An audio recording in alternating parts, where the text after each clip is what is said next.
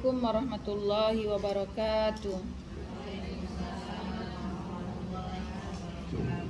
Alhamdulillahirabbil alamin wassalatu wassalamu ala nabiyyinal mursalin Muhammadin wa ala alihi wa ashabihi ajma'in. Allahumma anfa'na bima 'allamtana warzuqna ilman ma yanfa'una ya rabbal alamin. Tsumma amma ba'd. Tafsir surah Asy-Syu'ara ayat 40. Pada ayat sebelumnya Allah Subhanahu wa taala mengisahkan tentang pertemuan antara Fir'aun dengan Nabi Musa alaihi salam yang kemudian dikumpulkan dalam suatu majelis dalam rangka untuk mematahkan argumen dan juga dalil-dalil yang dibawa oleh Nabi Musa alaihi salam dengan Fir'aun mendatangkan punggawa dari kalangan penyihir as-sahara. La'allana nattabi'us saharata in kanu humul ghalibin.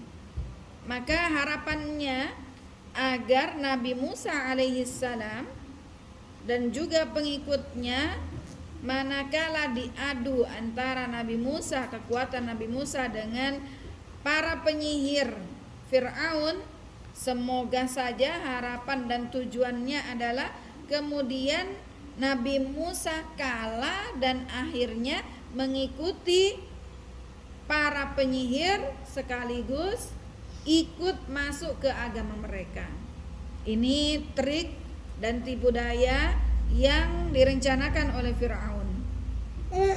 Falamma jaa as-saharatu qalu li fir'auna a inna lana la ajra in kunna nahnul ghalibin. Maka kemudian ketika para penyihir, para tukang sihir datang kepada Fir'aun dengan tujuan satu, yakni mengalahkan Musa,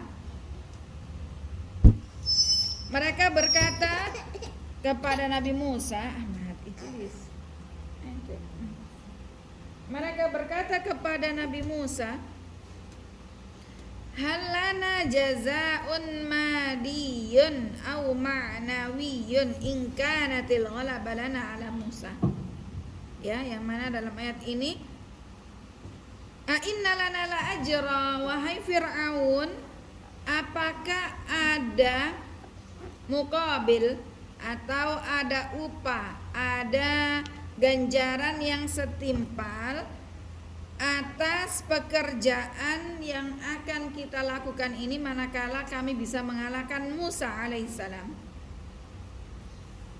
Maka jawaban Fir'aun, qala na'am wa innakum idzal laminal muqarrabin. Fir'aun mengatakan tentu, ya, tentu ada ganjaran buat kalian manakala kalian menang melawan Musa. Kalian akan saya berikan opportunity berupa menjadi orang-orang kepercayaanku yang dekat denganku, dan akan aku berikan kedudukan yang tinggi. Jadi ini maksud dari ayat ini, wa innakum idzal laminal muqarrabin.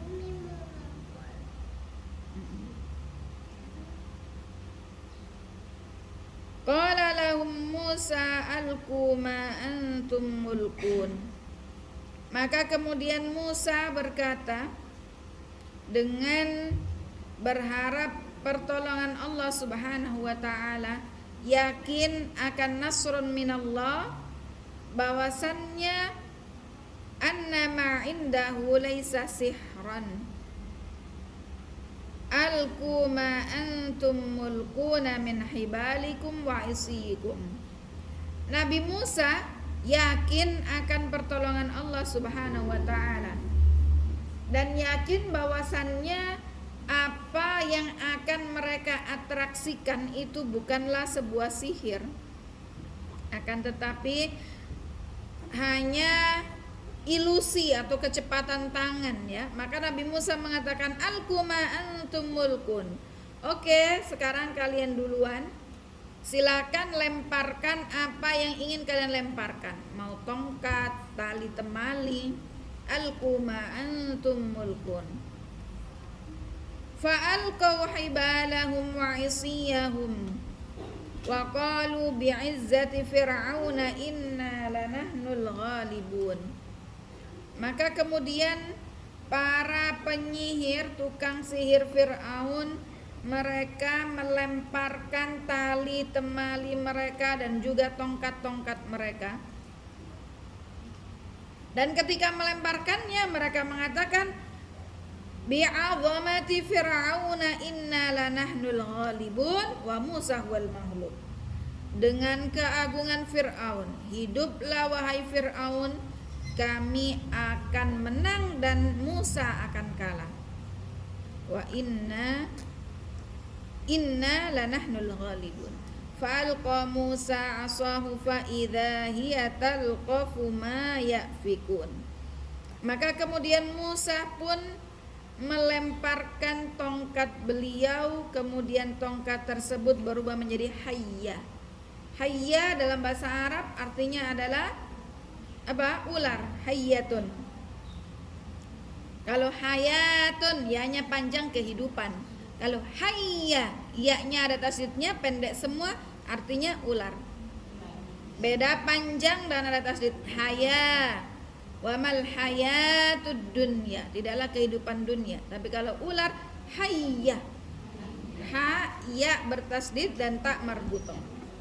Maka kemudian tongkat tersebut pun hidup berubah menjadi seekor ular. Fa idza hiya tabtali'u ma yumahwihuna bihi 'alan nasi minas sihr.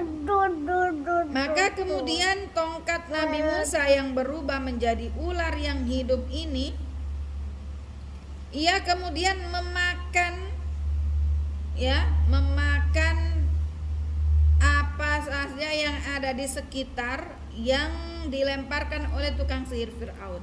Tali temali, kemudian tongkatnya yang diubah dengan menjadi ular, dimakan semua oleh ular Nabi Musa yang berasal dari tongkat beliau. Fa'ulqiyas saharatu sajidin. Cerita apa? Nabi Musa, kisah Nabi Musa alaihissalam. Maka kemudian ketika falamma absara sahara asa Musa tabtali'u ma alquhu min sihrihim saqatu sajidin.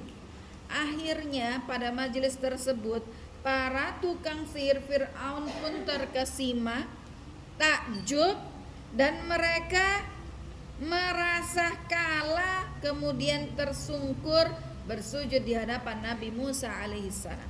Sujud ini maksudnya bukan sujud menyembah, tapi penghormatan. Ya, bersujud kepada Nabi Musa dan mengakui bahwasannya Nabi Musa ini benar, membawa risalah kebenaran. Karena hasil tipu daya mereka sudah dimakan semua oleh ular Nabi Musa alaihissalam.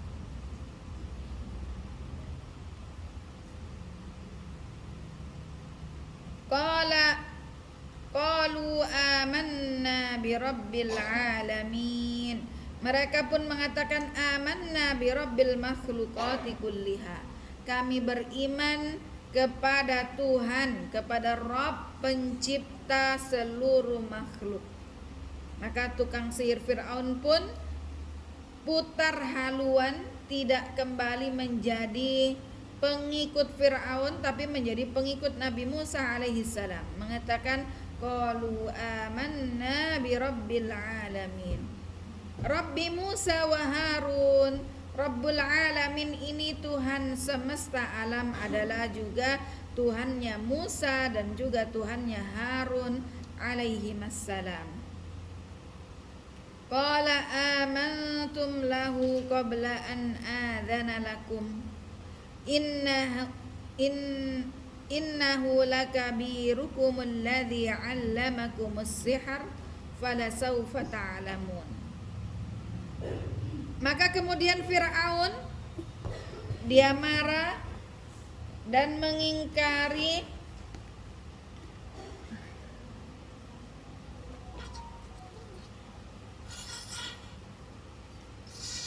akan keimanan para tukang sihir. Fir'aun marah dan mengingkari keimanan mereka kepada agama yang dibawa oleh Nabi Musa alaihissalam.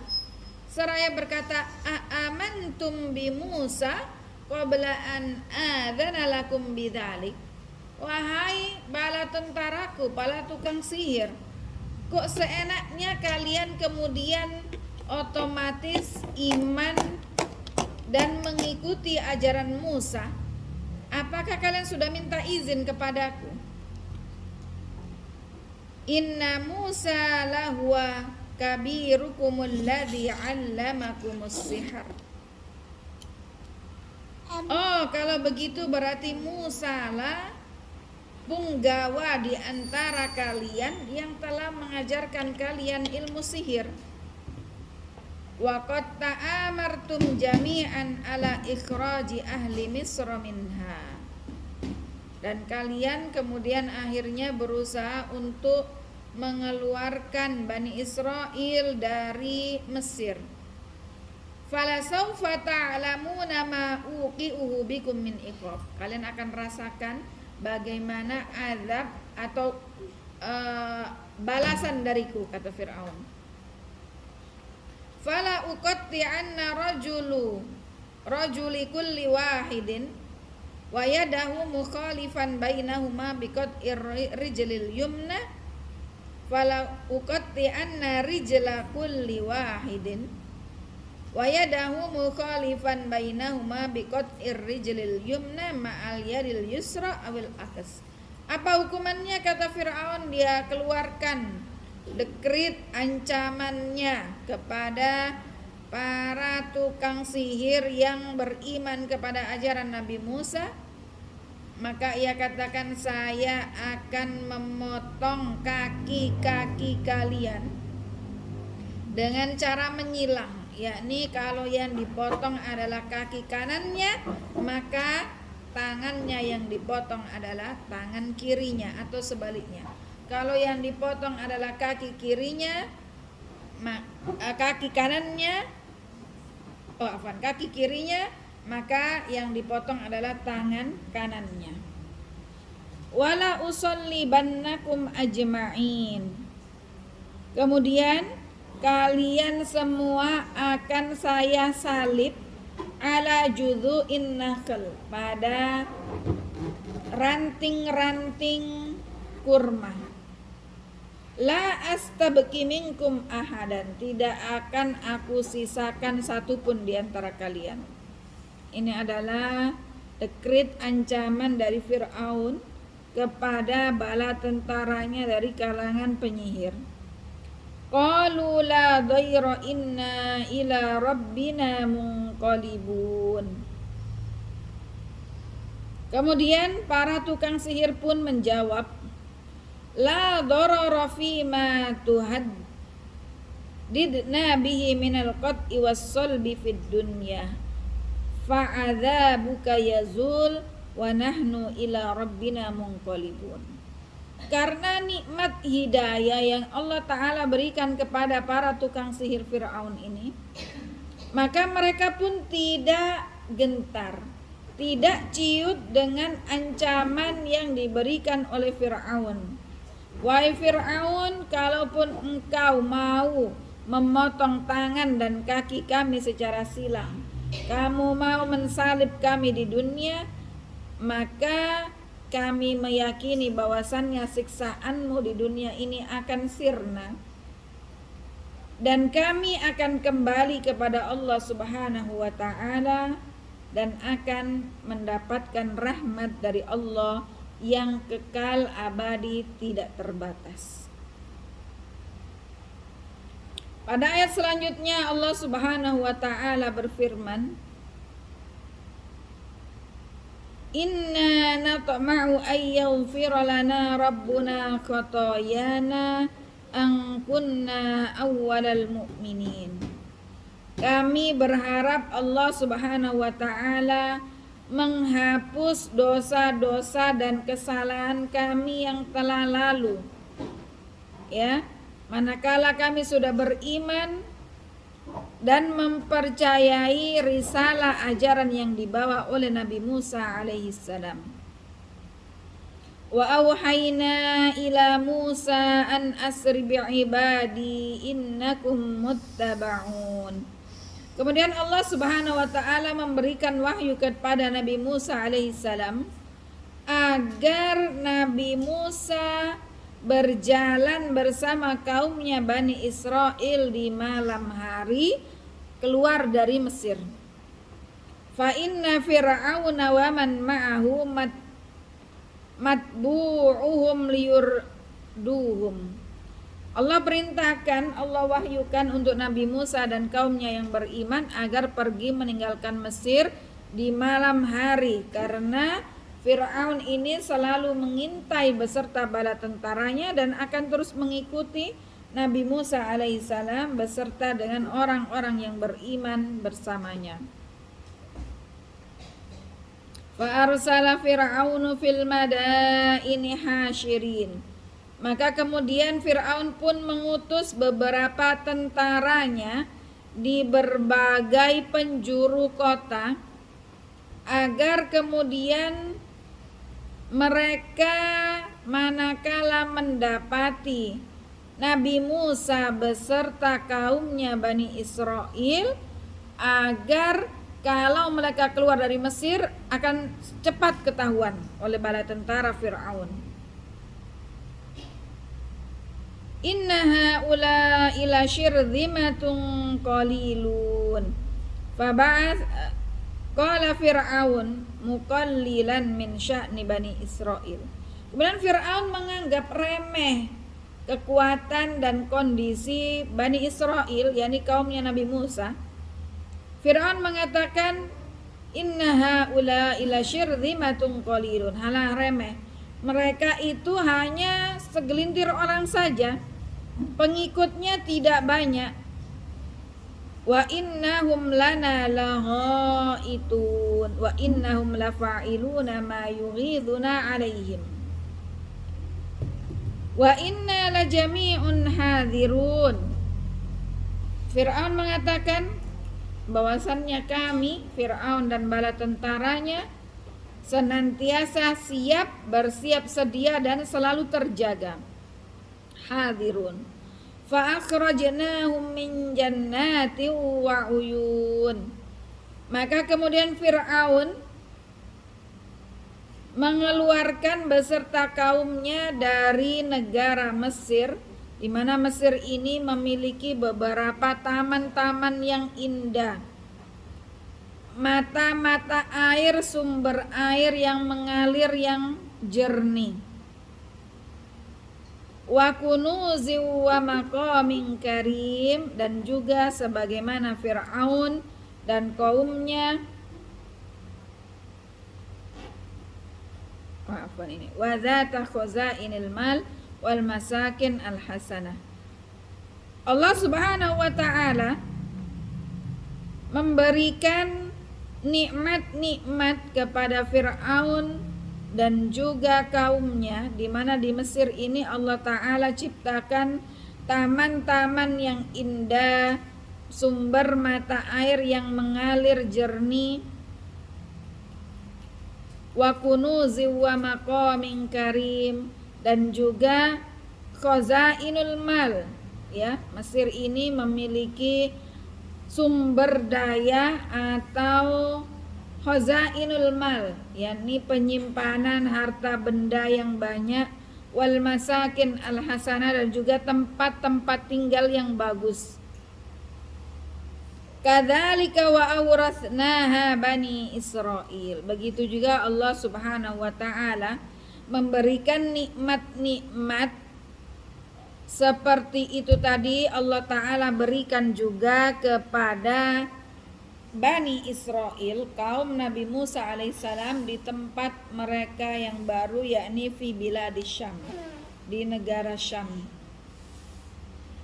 Fa'atsba'uhum musyrikin. Maka kemudian Fir'aun dan kaumnya, ia terus mengikuti, mengejar tentara dan juga Nabi Musa bersama dengan kaumnya yang beriman pada waktu syuruqis syams, pada waktu terbitnya matahari. Jamaah sekalian azani Allah wa iyyakunna jami'an.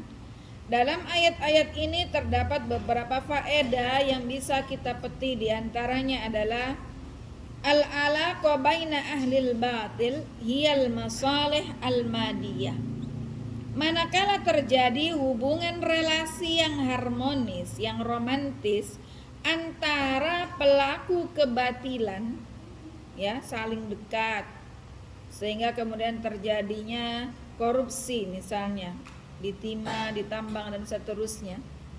Terjadi relasi yang indah, yang bagus, yang intens antara ahlil batil.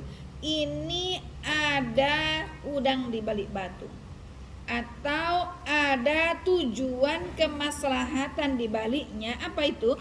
Al-masalih al-madiyah, adanya keuntungan materi. Maka jangan heran kemudian ada orang yang misalnya sebenarnya baik, tapi kemudian karena circle yang tidak bagus, maka kemudian ikut ketarik ke circle yang tidak bagus. Satu sebab di balik itu adalah al-masalih al-madiyah, ada kepentingan materi di balik itu. Sebagaimana tadi dalam ayat ini, manakala as-sahara, tukang sihir Fir'aun mengatakan wa inna lana la ajra, apakah kami dapat imbalan Fir'aun kalau kita bisa mengalahkan Musa? Itu adalah tujuan-tujuan atau kemaslahatan duniawi, kemaslahatan materi yang ingin diperoleh, sehingga para tukang sihir tersebut bermanis-manis, berromantis bersama Fir'aun dalam rangka mengalahkan Nabi Musa alaihissalam. Begitu juga dalam kehidupan kita saat ini, manakala ada komunikasi intens, ada koneksi yang tidak terputus antara orang-orang yang memiliki kepentingan materi untuk menggapai keuntungan finansial atau materi yang diinginkan. Yang kedua, faedah yang kedua adalah siqatu Musa. Monggo ya. Waalaikumsalam warahmatullah. Siqatu Musa bin Nasri ala sahara tasdiqan liwa'di rabbih. Nabi Musa alaihissalam memiliki kepercayaan yang tinggi, memiliki kepedean yang tinggi atas pertolongan Allah Subhanahu wa ta'ala dalam menghadapi Fir'aun beserta dengan para tukang sihirnya. Mengapa timbul atau tumbuh rasa thiqah, percaya diri yang tinggi akan pertolongan Allah? Bagaimana caranya? Agar kita bisa menumbuhkan dalam diri kita, oh saya yakin sama Allah, setelah badai ini pasti akan ada keindahan di balik badai ini. Setelah kesulitan dan musibah ini pasti ada hikmah dan banyak pelajaran yang bisa saya peroleh. Bagaimana bisa memupuk kepercayaan diri yang tinggi kepada Allah Ta'ala, optimitas kita kepada Allah Ta'ala adalah tasdiqan liwa'di rabbih. Adalah kita percaya akan janji-janji Allah Subhanahu wa Ta'ala. Kalau kita yakin kepada janji Allah Ta'ala, inna ma'al usri yusra fa inna ma'al usri yusra, setelah kesulitan ada kemudahan, maka saya yakin pada Allah, optimis, pasti setelah ini kesusahan berlalu dan kemudahan serta keberkahan, kenikmatan banyak Allah Ta'ala berikan. Karena apa? Karena kita yakin, kita optimis kepada janji-janji Allah Ta'ala. Manakala kita mendapati musibah atau ujian, kita menerima dengan penuh ikhlas qada'ullah wa qadarihi subhanah. Dengan kita meyakini janji Allah itu hak. Allah akan angkat derajat saya. Allah akan hapuskan dosa-dosa saya manakala sabar menghadapi berbagai kesulitan musibah yang Allah Ta'ala berikan. Sehingga ini memupuk rasa optimitas dalam diri kita, kepercayaan diri kita kepada Allah Subhanahu wa Ta'ala semakin tinggi. Itulah yang tertanam dalam diri Nabi Musa alaihissalam, sehingga pede bisa mengalahkan Fir'aun dan para penyihirnya. Faedah yang ketiga, imanus sahara burhanun ala annallaha huwa musarriful qulubi yasrifuha kaifa yasha. Dalam kasus ini kita dapati bagaimana cerita ini menggambarkan ketika waktu itu di majelis Fir'aun mengumpulkan para sahara beserta Nabi Musa dalam rangka mau mengalahkan Musa agar Nabi Musa mau masuk ke agama mereka. Tapi faktanya adalah sebaliknya. Justru para tukang sihir mereka beriman kepada ajaran yang dibawa Nabi Musa alaihissalam. Ini menunjukkan atau sebagai burhan, sebagai bukti, sebagai dalil bahwasannya Allah Subhanahu wa Ta'ala huwa musarriful qulub. Allah Ta'ala yang membolak-balikkan hati seluruh hambanya, ya, dengan kehendak Allah Ta'ala. Yang tadinya benci setengah mati menjadi cinta, yang tadinya melawan Nabi Musa kemudian menjadi iman kepada risalah yang dibawa oleh Nabi Musa alaihissalam. Maka kalau kita tidak suka atau benci dengan sesuatu atau orang, itu biasa-biasa saja, tidak perlu sampai setengah mati, bahasa Sulawesi ya.